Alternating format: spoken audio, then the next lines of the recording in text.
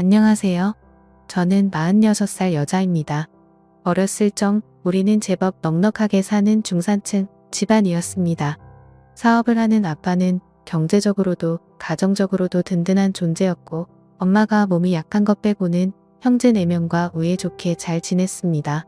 저의 남매들은 영특하고 똑똑한 편이었습니다. 언니는 미술에 탁월한 재능이 있었고, 동생 한 명은 법조인이 되고 싶어 했으며, 다른 동생은 의사가 되고 싶었습니다. 저 역시 피아노로 제법 잘 치는데 유명 음대를 다니고 있었습니다. 그중 장남인 오빠는 차기 아빠의 길을 이어 저희 집을 든든하게 받쳐주는 기둥이었습니다. 대신 오빠는 아빠처럼 사업에 관심이 있는 것보다 교육자의 길을 원했어요. 학문적으로도 영민한 오빠는 명문대학교를 장학금으로 마친 뒤 부윤교수의 꿈을 안고 미국으로 유학 떠날 준비를 했습니다. 아빠는 우리 남매들을 위해 물심양면으로 지원해 주셨어요. 꿈을 잘 키워야 한다. 꿈을 꾸게 된다면 그것을 이룰 수도 있는 법이야. 머리로 생각하고 가슴으로 믿을 수 있다면 무엇이든 이룰 수 있단다라며 항상 좋은 조언을 해주셨습니다. 저를 비롯한 남매들은 저희 아버지를 진심으로 존경했고, 그 시절 제가 기억하는 가족이 가장 행복했던 시절이었습니다. 하지만 어느 날 행복의 여신은 등을 돌렸고 쉴 틈 없는 불행이 닥쳐왔습니다. 바로 아버지가 쓰러지신 것이었어요. 평소 혈압이 높으셨던 아버지가 IMF로 인해 회사 경영이 큰 타격을 맞게 되면서 모든 수단과 방법을 가리지 않고 회사를 지켜내려던 노력이 무색하게도 마침내 부도를 맞게 되었습니다. 이에 경영자로서 책임을 못 다한 채 아버지는 병원에 입원하신 지 얼마 되지 않아 충격으로 눈을 감으셨고, 엄마와 저희 남매들은 아빠라는 기둥을 잃은 상처로 몇 날 며칠을 슬픔으로 지내야만 했습니다. 아버지의 장례를 치르자마자 우리는 또 다시 현실을 마주해야만 했습니다. 회사의 막대한 채무로 인해 주변 곳곳에 차딱지가 붙었고, 제 경제적 상황은 나락에 떨어지고 말았습니다. 엄마 역시 큰 충격을 받아 병원에 입원했고, 저희 형제들은 한자리에 모아 어떻게 이겨내야 할지 고민했습니다. 당시 오빠는 연락을 받고 공부 중인 미국에서 돌아온 상황이었고, 언니와 저는 대학생, 동생들은 중학생과 고등학생이었습니다. 오빠는 하던 공부를 그만두고 한국으로 돌아오기로 했고, 오빠를 비롯한 언니와 저는 돈을 벌어 어떻게든 집안을 끌어나가는 쪽으로 결론을 내렸어요. 아빠가 남긴 빚과 엄마의 병원비, 동생들의 교육비까지 생각하면 일단 닥치는 대로 돈을 벌어야 했습니다. 언니는 4학년 마지막 학기에 졸업 작품 전시만 남겨놓고 휴학을 했고, 저는 2학년 재학 중 휴학했습니다. 저는 피아노 전공이라 주로 연주 아르바이트를 많이 했는데, 휴학을 하고 본격적인 돈벌이에 뛰어들면서 한 친구가 상황의 소식을 듣고 제게 정보를 하나 주더군요. 사실은 강남 쪽에 밤에 연주하면서 손님을 많이 모으는 바가 있는데, 소문을 듣자니 그쪽에 돈을 그렇게 많이 주는데 하는 애들은 그것만 한다고 너도 한번 가보는 게 어때? 라고 했습니다. 전 처음에는 기막힌 나머지 친구를 다그쳤어요. 너 무슨 말이 그래? 우리 집 이렇게 되니까 내가 우스워 보여? 밤에 연주하면서 손님들 맞는 일을 하면 딱 봐도 그렇고 그런 일이잖아. 너 친구도 아니야 라고 불같이 화를 냈지만, 사방에 돈 들어가리 천지였던 저는 오랜 고민 끝에 결국 은눈 감고 바를 찾아가고야 말았습니다. 그때 그 바를 찾아갔던 게 제 인생을 송두리째 바꿔버릴 줄은 생각도 못했네요. 나이든 사장과 화장을 짓게 한 실장이라는 여자가 저보고 면접을 보더군요. 학교가 괜찮으니 연주 솜씨는 굳이 안 봐도 되겠고, 얼굴이랑 몸매도 뭐 그 정도면 준수하고 우리 단골 손님들이 좋아하겠네요. 우리 반은 다른 곳이랑 다르게 수준 높고 점잖은 분들만 오셔서 크게 문제될 건 없을 거예요. 손님들 관리만 신경 쓰면 팁도 두둑하게 챙겨받아 꽤 짭짤하게 벌어 갈 테니까 열심히 잘해봐 라고 얘기를 하니 벌써부터 심장이 두근두근거리더군요. 저는 가족한테는 연습을 핑계로 당분간 학교 근처 친구네에서 지내다가 그날 밤부터 바로 근무에 돌입하기로 했습니다. 실제로 저와 같이 일하는 아가씨들은 저와 같이 음대생들이었고, 전공도 가지각색이었어요. 바이올린, 피아노, 블루, 트럼펫, 튜바 등등 악기 편성 또한 다양했습니다. 주로 클래식이나 재즈를 연주했고, 손님들의 호응에 따라 지목받으면 곁으로 가서 맞춰주었습니다. 바에서 말한 대로 점잖은 고객들이 대다수 많이 오긴 했지만 간혹 멍멍이 같은 손님들도 들리고는 해서 그야말로 손님복은 복불복이었습니다. 주로 옆에서 잔을 채워주고 말도 못해주는 일을 했지만 간혹 분위기 취해선을 넘는 위험한 제안도 많이 받기도 했어요.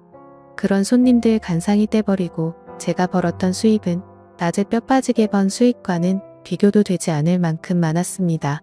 저는 기쁜 마음에 동생에게 용돈을 팍팍 줬고 엄마의 밀린 병원비도 납부했어요.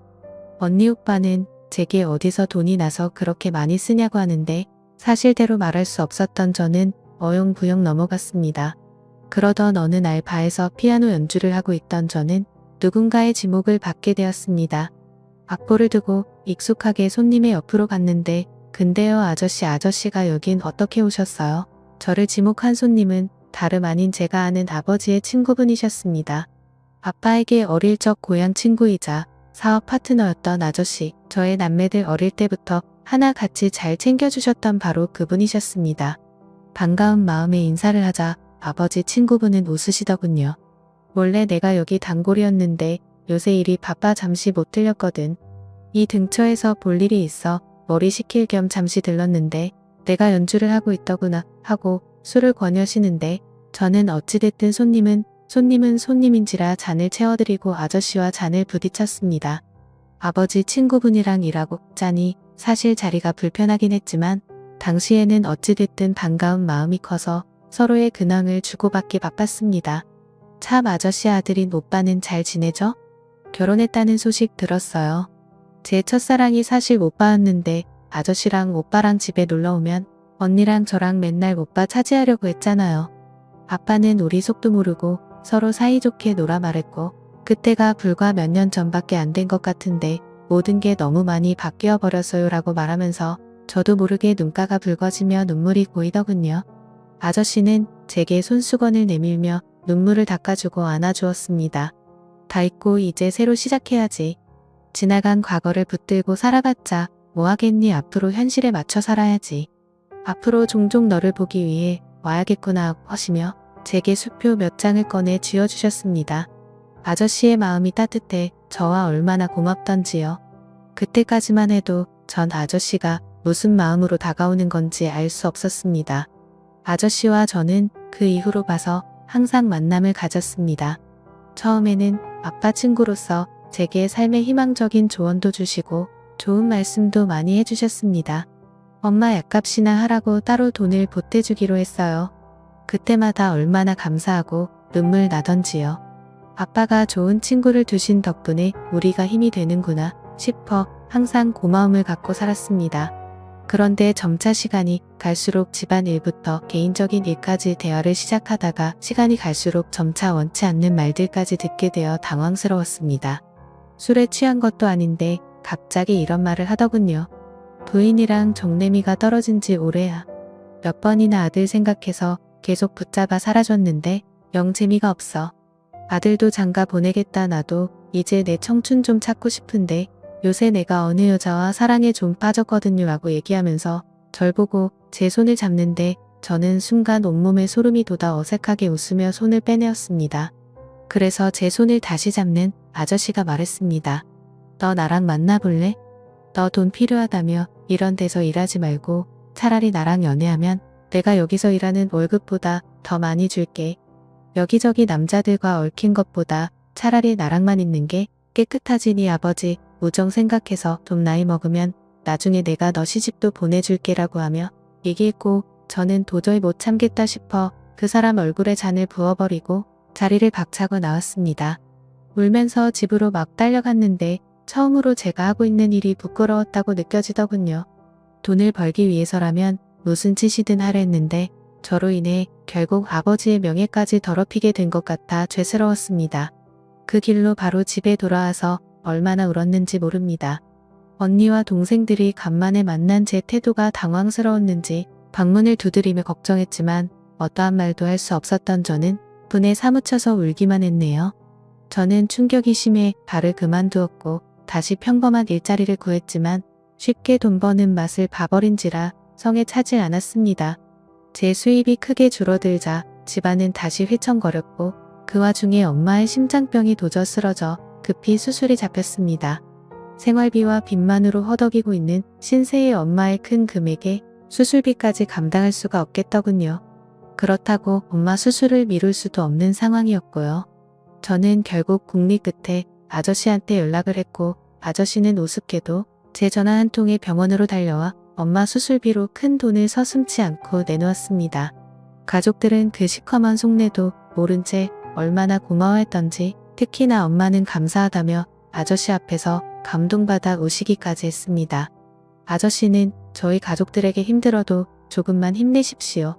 용기와 희망을 잃지 않고 살다 보면 언젠간 볕들 날이 있을 거에 내 친구 녀석 가족이면 제 가족이나 마찬가지니까 제가 물심양면으로 돕겠습니다. 라고 든든하게 말하니 가족들 아저씨한테 다 넘어가 버렸습니다. 가족들의 환심을 산 뒤 저를 따로 불러 주소 하나를 주더군요. 이곳이 내 오피스텔 주소야. 앞으로 이곳에서 자주 보자라고 했습니다. 저는 그렇게 30여 년 차이 나는 아버지 친구와 파국의 미래가 보이는 더러운 사이를 시작했습니다. 대가로 저는 그토록 필요했던 돈을 얻었고요. 아저씨가 저를 어찌나 마음에 들어있는지 말만 잘하면 원하는 금액을 쉽게 나오더군요. 저로 인해 조금씩 집안 환경은 나아지기 시작했습니다. 언니 마지막 학기도 잘 마쳤고 동생들 학원도 좋은 데로 옮겨 원하는 대학 진학을 위해 뒷바라지를 아낌없이 해줬어요. 집도 조금 나은 환경으로 이사하게 해줬습니다. 형제들은 제가 큰 돈을 벌어오자 처음에는 그 돈 어떻게 벌었냐고 캐묻고 의심했지만 점차 자신에게 돌아오는 혜택이 많아지니 입을 다물었습니다. 제가 돈을 내놓지 않으면 살 수가 없으니 뭔가 찝찝한 일을 한단 뭐라 할 재간이 없어 아예 입을 닫은 것입니다. 처음엔 곤란하지 않아 다행이다 싶었지만 한편으론 형제들이 무서워지더군요. 그러다가 교수의 꿈을 포기한 최학원 강사로 월급쟁이 노릇하고 있던 오빠가 저를 앉혀놓고 말했습니다. 나 사실은 미국에 있는 교수님께 연락이 왔어. 내 사정 알고 장학금 지원해 주시겠다는데 일단 미국에 들어가려면 최소한의 보증금이 필요해. 내가 나중 도와주면 안 될까? 이번이 나한테는 정말 마지막 기회라서 그래 평생 안 잊을게 라고 말하는데 저는 오빠의 절실함이 가슴 안쪽까지 전해져와 모른 척할 수가 없었습니다. 그날 밤 저는 저를 찾은 아저씨에게 오빠가 필요한 돈을 요구했네요. 처음에는 금액이 커서 안 되겠다던 아저씨도 제가 술술을 부리자 결국 오빠를 위한 돈을 마련해 주었고 오빠는 그 길로 제게 고맙다는 말도 없이 미국으로 떠나버렸습니다. 그리고 그 이후로 20여 년이 흘렀습니다. 20년 동안 수많은 일들이 있었지만 사연으로서는 말로 못다하는 점 양해 부탁드립니다. 대강 큰 틀만 말씀드린다면 저는 그 이후로 그렇게 향후 몇 년간 아저씨의 첩생활을 하면서 아저씨 본부인에게 머리채도 잡혀보고 온갖 더러운 꼴 비참한 꼴도 당해보고 심지어 아저씨의 아이까지 갖게 되었습니다. 본부인으로 인해 집안에까지 모든 일이 알려지게 되었고 저는 가족들에게 돌이킬 수 없는 낙인이 찍혀왔습니다. 집안을 일으켜 세운 긍정적인 대가는 참으로 혹독했네요. 이혼 모가 돼버린 저에게 아저씨는 시집 보내주겠다는 약속을 저버리고 더 어리고 예쁜 여자에게 마음을 뺏겨가 버렸습니다. 아이까지 낳고 첩생활하면서 받은 돈이 상당히 있음에도 불구하고 제 수중에 가진 재산은 얼마 되지 않았어요. 허나 정작 제 도움받은 형제들은 다 잘 되어 떵떵거리며 잘 살게 되었습니다. 오빠는 돌아와서 그토록 바랬던 정교수가 되었고 집안 좋은 여자와 결혼을 했습니다. 모든 형제들이 오빠의 결혼을 축하했지만 저는 초대받지 못했습니다. 왜냐 제가 알까봐 다들 쉬쉬했고 그건 다른 형제들의 일도 마찬가지였어요. 언니는 미대를 졸업해서 외국 사람과 결혼하고 한국을 떠났고 동생 한 명은 5급 행시에 합격해 공무원이 되었으며 다른 한 명은 의사가 되었습니다. 언니 시집갈 당시 모자르다는 혼수 자금 보태고 온갖 더러운 일 다 해가며 동생들 편하게 공부하게 등록금 다 대주고 공부 뒷바라지 해줬는데도 제 잘나서 얻은 권리인 줄 알더이다. 그들이 받은 돈 안에 숨겨져 있던 제 처절한 피눈물과 안을 철저하게 외면했습니다. 그나마 엄마 연락을 가끔 있는데 엄마도 다르지 않더군요. 누구 덕분에 엄마가 건강하게 지금껏 자식들 덕 보면서 사시는 걸 아시는지 모르시는지 그날은 오빠 결혼식을 뒤늦게 알고서 섭섭함 외내게 청첩장을 보내지 않았냐고 말한 때였어요. 엄마가 제 가슴에 대못을 박는 말을 쏟아내시더군요. 저도 한때 반짝반짝 빛났을 때가 있었습니다. 피아노 연주로 콩쿠르에서 상도 받고 목표했던 대학에 입학해 풍부한 재능으로 장래가 충망되는 피아니스트였습니다. 저도 여느 가족들처럼 평범하게 원하는 꿈 찾아가 이뤄서 사랑하는 남자 만나 연애도 해보고 결혼도 해보고 그 사이에서 아이도 낳아 남들 못지않은 화목한 가정 꾸려가며 살고 싶었어요. 그렇지만 가족을 위해 모든 걸 다 희생했는데 그들은 단말 다 빼먹은 제 몸뚱아리가 쓸모 없어졌다고 이제와 그림자로 살려만 하는지 모르겠습니다. 창피하고 부끄러워하고 수치스러워하는 존재 크게 제 이름이 되어버린 지금의 현실을 제가 어떻게 이겨나가야 할지 모르겠네요. 게다가 제일 마음 아픈 건 지금은 저와 같이 살고 있지 않는 내 아들 대가로 그 아이를 얻은 건 엄마로서 행복이자 존재로서 불행이었습니다. 만약 제게 젊은 시절이 다시 온다면, 아름다운 신의 선물 같은 싱그러운 날이 온다면 전 절대 저를 위해서만 살아갈 것입니다. 가족들이 잘 살게 된 것은 매우 기쁘고 좋은 일이지만 만일 가족들을 위해 인생을 낭비하지 않았다면 아마 부모 형제하고 등지지 않고 지금처럼 씁쓸한 결과를 맞이하지 않았을 거라 생각이 듭니다. 감사합니다.